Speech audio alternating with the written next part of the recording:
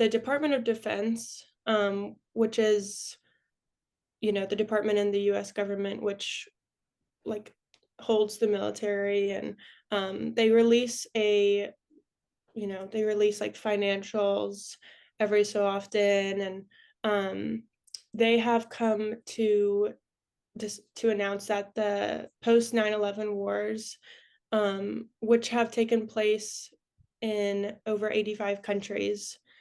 So, when we think of the post 9/11 wars, I think a lot of times, especially like, I mean, I'm 26, so I'm not that much older than everyone, but um, uh, but we come to like I think a lot of the dominant narrative is like these wars have happened in like Afghanistan, Iraq, you know, Syria, Yemen, um, and like a handful of other countries that really come to mind. But our research has shown that the U.S. military has conducted counterterrorism operations in 85 countries.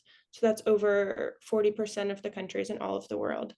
Um, so in that, we've looked at a lot of different research and come to determine that the post 9/11 wars have cost $8 trillion dollars. And the Department of Defense has said that they only cost $1 trillion dollars. So, that's a really big kind of number to comprehend. I mean, $1 trillion dollars would be huge on itself and on its own, but $8 trillion dollars really, when you take into account every aspect, whether it be like long-term veteran care, fuel for planes, all of the costs from the smallest costs to the largest costs.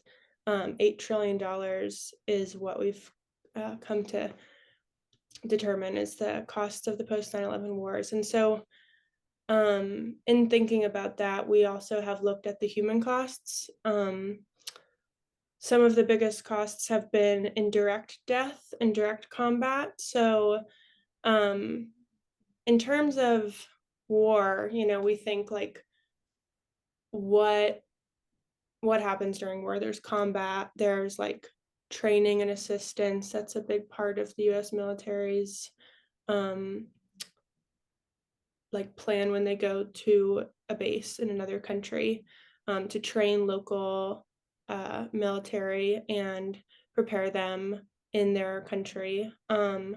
And so when you look at death, it's like the human impact of things. It's a lot easier to look at the direct death because it's like absolutely what's directly caused from bombs, from combat, from fighting. And it's important to acknowledge that there's also a lot of indirect death. So through our research, we've found that there are almost 1 million direct deaths in the post 9/11 war. So that's due to direct violence. But indirectly, the UN has a statistic which says that for every one direct death, there are 3 indirect deaths. So this is, if there's a drone strike to a country or to an area, and not only are 10 people killed from that direct strike, but the strike maybe takes out a hospital, and then the strike maybe damages some water lines, and then, how many people are not getting the health care and assistance that they need? How many people are without clean water? And then what ramifications does this have? So, I mean, it's impossible to put a number on the amount of indirect deaths that the US post 9/11 wars have caused. Um, and I think that's something that really is a key part of the costs of wars work, is shedding light on the fact that although there have been many direct deaths, the fact that there have been so many indirect deaths, both from, in like the veteran community in the US and in the local populations that have experienced US intervention. We have to acknowledge these things when asking, was it worth it? Is it is using military force the best way to go about ending conflict? And historically, there have been hundreds of examples in which we've used nonviolent tactics, in which countries have used nonviolent tactics to address conflict and geopolitical um, issues. And that's really a huge part of our project is, why is war always the answer? Why is military force always the go-to? And why do we keep giving money to the Pentagon, Department of Defense budget to supply weapons, and um, people aren't really holding the government accountable? So that's what a lot of our research does. So just to kind of give you an idea of like how the process works. Because there are like think tanks which often publish research and are kind of like hubs of an expertise. There's like activist organizations, which I'm sure you're all aware of, like examples of those, but people who are really advocating for and taking action. And then there's like government policy and congressional action, public policy that can take place in changing like laws, affecting budgets, government budgets. So how the Costs of War project works, it's kind of uniquely situated in all of those, in that we are we publish research which is fact-based and evidence-based. And so we pull like various scholars and academics to publish research. And then that research is kind of put out into the world, and we work with different like activists, advocacy organizations, to try and create change in that way. We do congressional outreach, so trying to impact the budget and different public policy around war and um, indirect costs and things. And then we do a lot of media and journalist work as well. So just trying to really change the dominant narrative and to try and foster some of these conversations around, is war worth it? What has been the impact of going to war for now, 20 years, 20 plus years. Um, and I'm sure you all know, but this is the longest US war.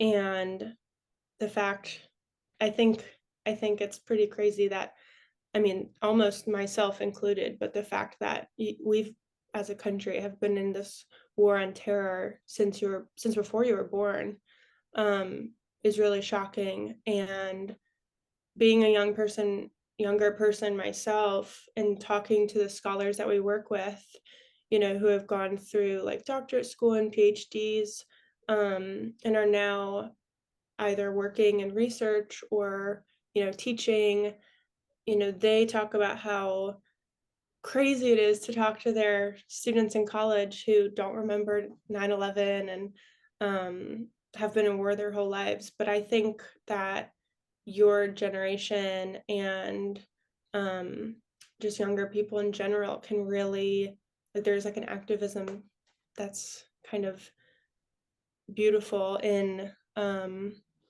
so many young people that I've found. And I think it's a really amazing opportunity to question why you've been at war, like the US has been at war your whole lives, and to really um, say that sentence out loud is pretty crazy, considering that is kind of all you've known.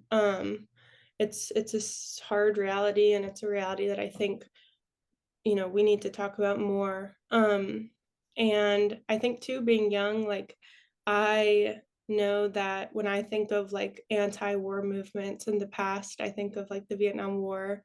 And I've definitely encountered people who have said like, oh well, the war movement is dead, anti-war movement is dead. There's climate change now, and there's like more movements around like social inequality and social activism, Black Lives Matter, and various things like that. But I think something that the Cost of War project does so well is shows that war is an intersectional issue, and it's really embedded within so many of these other issues. So like one of our big areas of research, and what one of the co-founders, Nita Crawford, really specializes in, is looking at the environmental costs of war. And so this has direct overlaps with like the climate change movement. And I think like as young people, that's something that it seems like a lot of people have gotten behind, is climate change, because we're feeling and seeing the direct impacts of that in our daily lives. But the US military is the let me make sure I'm like saying this exactly right. The US military is the world's largest greenhouse gas emitter. Um, and that's something that at least I did not know until I started working at Costs of War and doing some more research. But um, the military has huge ramifications on the climate. And um, even just not only thinking of like greenhouse gases and things, but you think, what are the impacts of like having the bombs dropped on a place and then that's seeping into the soil, and how does that affect not only like water supply or water quality, but how does that affect the ability to grow things? How does that affect livestock and cattle? There's a lot of research recently around, one of our contributors has done research around like military burn pits, which are these huge pits of just like in the earth that because the US war, post 9/11 wars, the war on terror, was funded through like borrowing and lending and credit card. So I guess to backtrack, previous wars have been funded through taxpayer dollars, and one of the unique things about this time period and this set of wars has been that these are like credit card wars. So we are in a deficit. And so there's defense contractors and weapons manufacturers who are profiting off of war.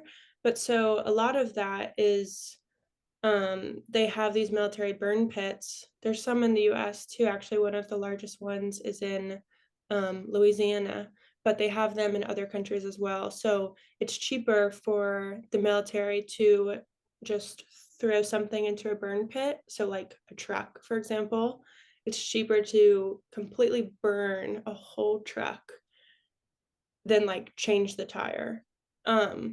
Because of how this war was funded.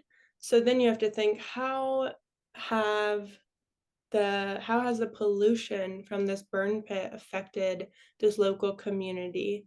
And there's a contributor at the Costs of War who has done research on like a lot of the birth defects that have come out of that, both in humans and in animals. Like there have been people in areas close to these burn pits that have had like cows born with two legs, or different things that affect their whole livelihoods. So the Costs of War as a project really looks at all of these impacts and really tries to like change that conversation that people are having around why go to war and really who is being impacted by this. And I think one of the things that comes out of it is like we're all impacted by this. Even if you've never had family in the military, and you've never even like maybe been directly impacted by the post 9/11 wars, like taxes are impacted by this. Social inequality has risen due to being at a 20+ year war as a country. You look at like student debt, poverty, homelessness, food insecurity, climate change. It's all unfortunately impacted by the military. And I feel like I'm really being so it's really hard to talk about. I'm sorry if this is like coming at you really fast, because it's a lot of information and it's a lot of heavy information. It's hard to hear. I know that. But I think that, well, I hope that I am sort of giving information that might be shocking and might be hard to hear. And you can use that to really like push conversation and push discussion with your peers and with people that you know in these industries, or even going to college. Like, this might impact some of your interests in the future, because there are definitely like some of these weapon manufacturers are on college campuses recruiting people because they pay a lot and people have student debt, and sometimes it seems like the only option. But I think really holding these people accountable and holding our government accountable is so important. And there's a lot of really amazing youth movements out there that are doing that. So I hope that this has kind of inspired some interest in this topic. And I encourage you all to look at some of the costs of wars research and things online.